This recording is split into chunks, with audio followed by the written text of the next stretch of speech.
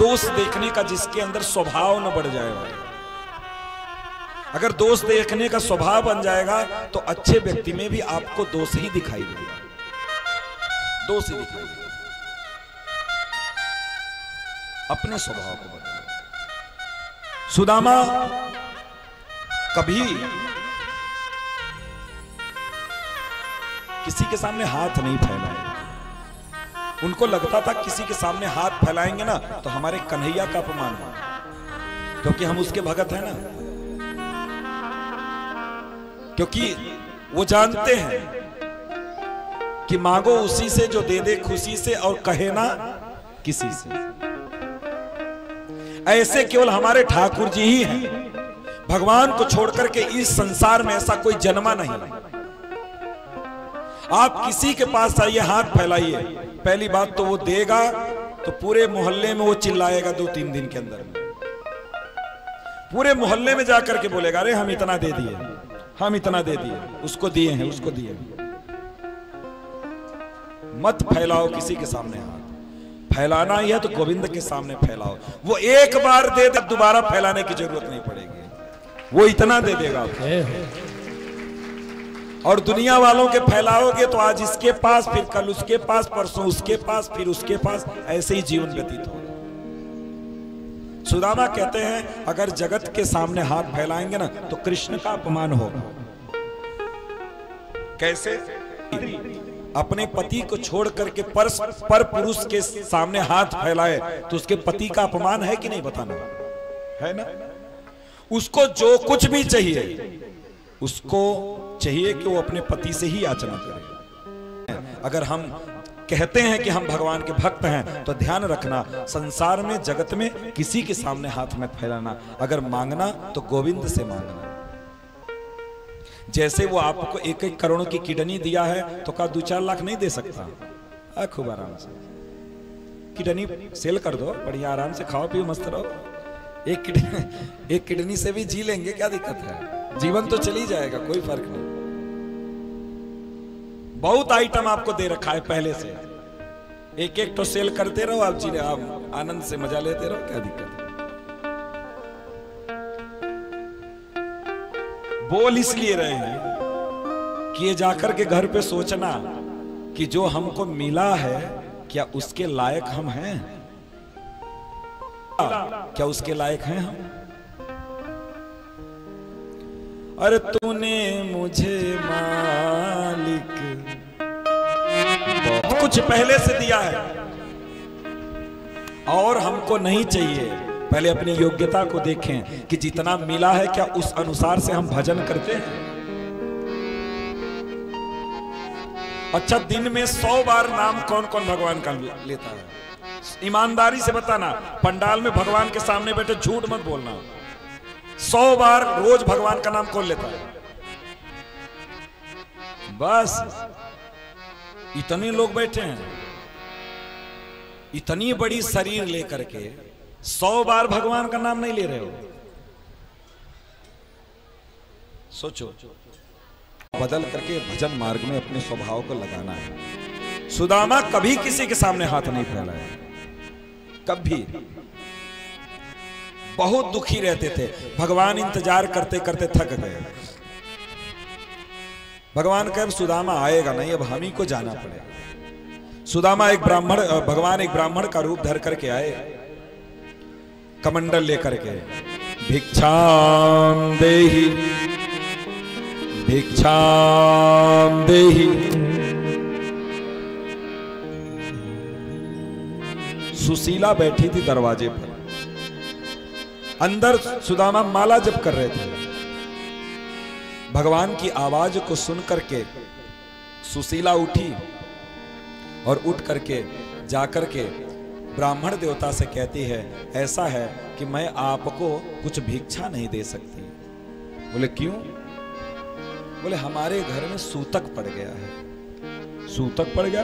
बेटा हुआ है क्या? बोले हाँ। बोले क्या नाम रखी हो? बोले हम उसका नाम दरिद्र रखे। हमारे घर में दरिद्रता ने जन्म ले लिया। ये सुदामा का ही घर है ना? बोले आप कैसे जानते सुदामा को? बोले अरे सुदामा को कौन नहीं जानता, भगवान के बाल सखा हैं। यही बताने के लिए सुदामा को आए थे, यही बताने के लिए। सुशीला इतना सुन गई कि हमार पति देव द्वारिकाधीश के मित्र हैं, बस इंतजार करने लगी कब माला पूरा हो और कब हम बैठे। होता है ना, क्योंकि स्त्रियों का एक स्वभाव होता है, क्या जानते हैं, जब उनको कुछ कहना होगा समाप्त कर देना। क्या कि जब हम खिलाएं तो बड़े भाव से खिलाना चाहिए, क्योंकि हम लोग देखते हैं, क्योंकि हम लोग जाते रहते हैं, कहीं कहीं हम लोग जाते हैं तो कुछ अम्मा लोग ऐसी हैं कि जो बैठा के सामने खिलाती हैं। सामने हम अपने घर वालों को तो खिलाती हैं कि नहीं हम नहीं जानते, लेकिन जाने पर, हमारे जाने पर तो देखिए उनका ऐसा ही स्वभाव है कि सामने बैठा के बड़े प्रेम से खिलाएंगे। तो जैसे हमको अच्छा लगता है, ठीक वही चीज मैं आपको बता रहा हूं कि कोई भी हो, अगर आप उसको बड़े भाव से बड़े प्रेम से खिलाएंगे ना तो बड़े प्रसन्न चित्त से खाएगा। लेकिन सुनाना नहीं कभी बात उसको, कोई भी बात उसको सुनाना नहीं। तो सुदामा माला जप कर रहे थे और सुशीला बेचारी पहुंची, इंतजार कर रही कब माला खत्म हो तो बातें करे। माला खत्म हुई सुदामा की तो सुशीला कहती हैं कि सुने हैं कि द्वारिकाधीश आपके मित्र हैं। बोले हाँ। बोले वो ब्राह्मणों के बड़े हितैषी हैं, हमने सुना है कि जो ब्राह्मण एक बार द्वारिकाधीश के पास गया उसको पुनः कहीं और जाने की जरूरत नहीं पड़ी। पहली बात। दूसरी बात, द्वारिकाधीश आपके मित्र हैं और भगवान हैं। एक बार द्वारिकाधीश के पास मेरे कहने से आप जरूर जाइए। उनकी बातों को सुन करके, और परम ज्ञानी परम पंडित थे सुदामा, इसमें कोई संशय नहीं है। सुदामा कहते हैं देवी आप कह रही हो कृष्ण के पास जाने के लिए, आज तक हमने अपने जीवन में कृष्ण के लिए किया ही क्या जो मैं कृष्ण के सामने हाथ फैलाने जाऊं। देखना, जो दिन भर माला जप कर रहा है वो ये बात बोल रहा है, वो ये बात बोल रहा है। और जो कुछ नहीं करता, कभी भगवान का नाम नहीं लेता, कोई भगवान से मतलब नहीं है, वो बेचारा हाथ में घंटी लेके, 2 पैसा का अगरबत्ती लेके, सुख संपत्ति घर आवे, अरे कष्ट मिटे तन का। 2 पैसा के अगरबत्ती का इतना बड़ा दाम लगा दिया कि सारी सुख संपत्ति हमारे घर में आ जाए। भगवान पागल हैं कि भांग खा करके बैठे हैं? उनको भी पता है, सब जानते हैं। इसलिए जो नहीं करता वही मांगता है, ये बात बिल्कुल 100% सही है। क्योंकि जो प्रेम नहीं करता वो प्रेम ज्यादा दिखाता है। मानते हैं इस बात को? नहीं। जो प्रेम नहीं करता वो प्रेम ज्यादा दिखाने का प्रयास करता है, लेकिन वास्तव में जो प्रेम करता है उसको दिखाने की जरूरत नहीं है, सामने वाले को महसूस हो जाता है।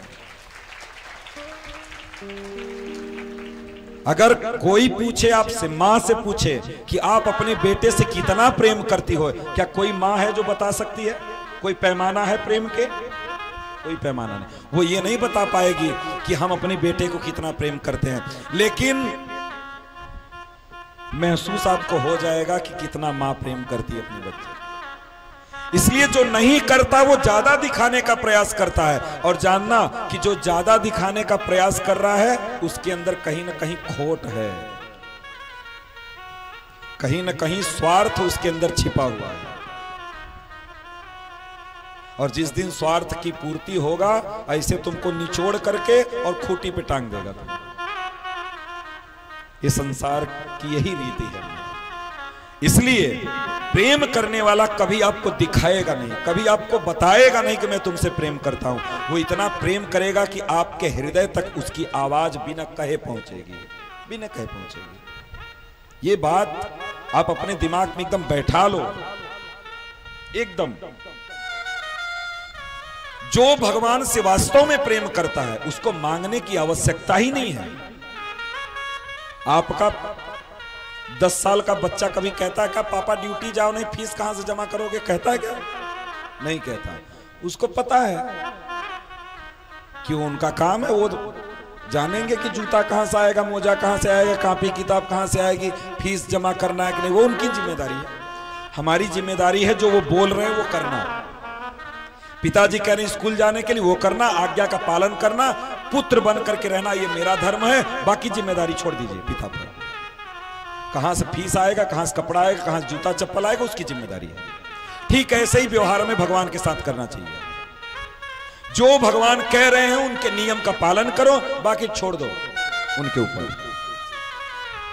अच्छा होगा बुरा होगा, जो होगा सो अच्छा होगा। सुदामा ये बात कहते हैं, हमने आज तक कुछ नहीं किया जो उनके सामने हाथ जाए फैलाने।